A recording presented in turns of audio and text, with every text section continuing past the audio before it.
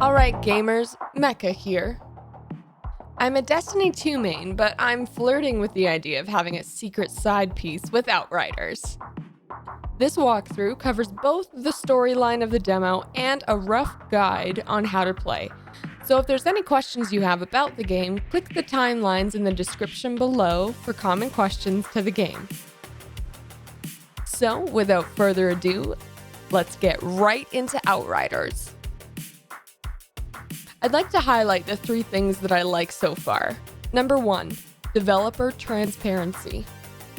There's been a lot of positive news about this game, and the transparency from the developers is something that really stands out for me, especially given all the bad publicity some of the newer games got this year.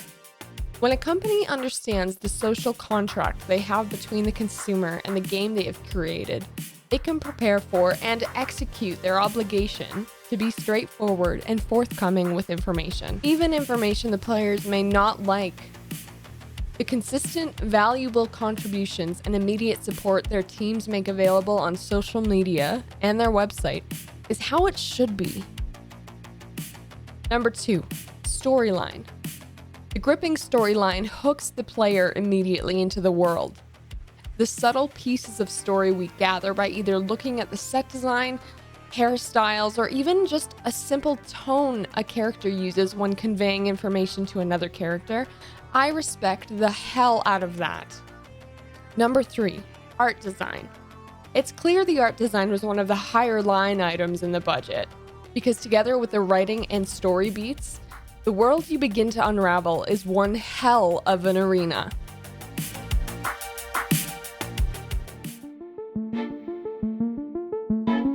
It's the year 2159, and what's left of the human race remains on 2 colony ships built by the Enoch Colonization Authority, otherwise known as the ECA.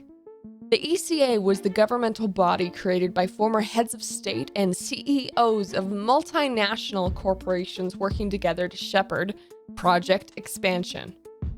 The ECA was responsible for overseeing the construction of the Flores Ark ship, your ship, the Caravel Scout ship, and the formation of the Outriders.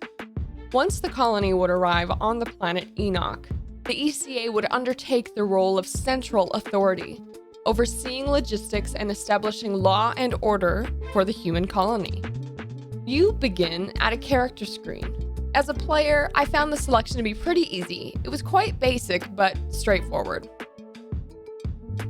It's my understanding that we destroyed Earth by being dumb, wasteful, irresponsible humans, and now we're on another planet to be dumb, wasteful, irresponsible humans. Am I getting that right?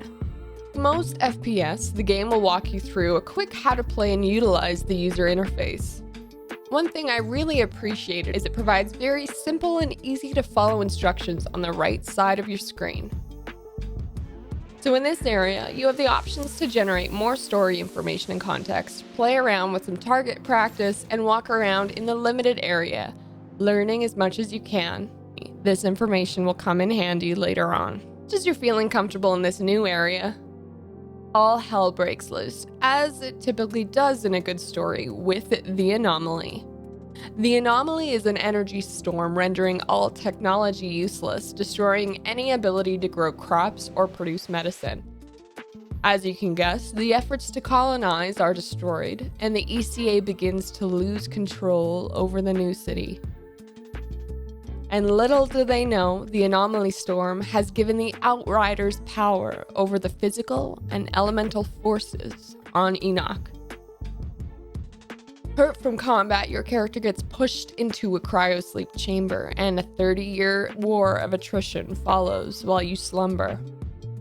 Surrounded by derelict savages and what appears to be a slum city full of insanity, you're taken to what appears to be a wasteland, or to use a better term, Satan's asshole. Good news, you now have a superpower, so that's pretty awesome. You are now altered. So there's options for every single play style if you're more passive or you're more aggressive.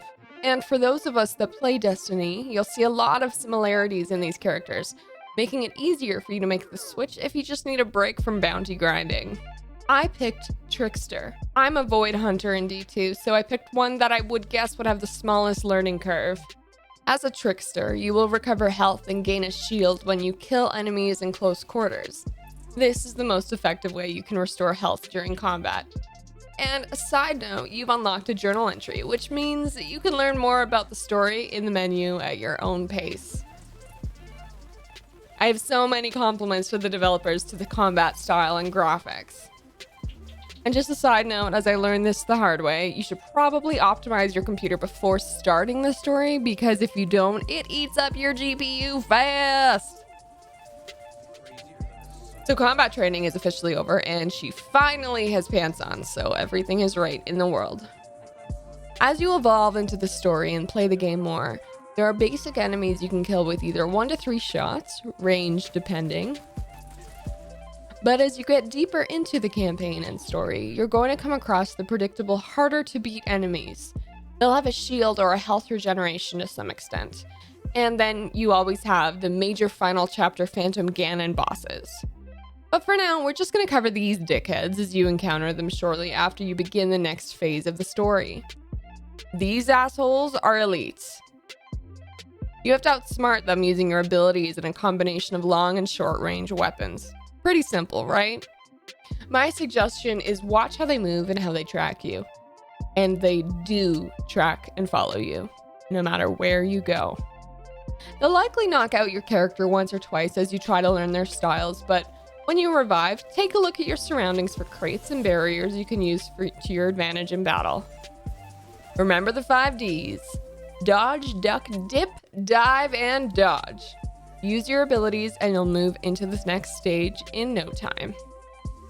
Welcome to Rift Town, a place where dreams die and tetanus is now a thing of the present. Built inside deep ravines, Rift Town was built as a response to the storms that ravaged the first city, a safe haven that would provide natural protection from the anomaly's destruction.